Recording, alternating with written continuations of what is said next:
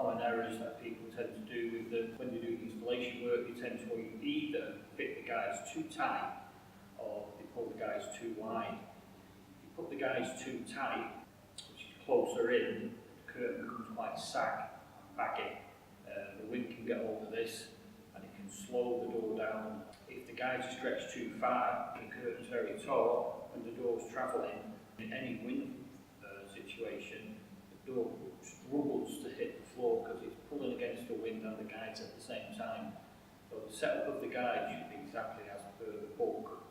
Follow the installation manual, follow the installation connections, put the cables where the book tells you to put the cables and not where you feel you should put the cables.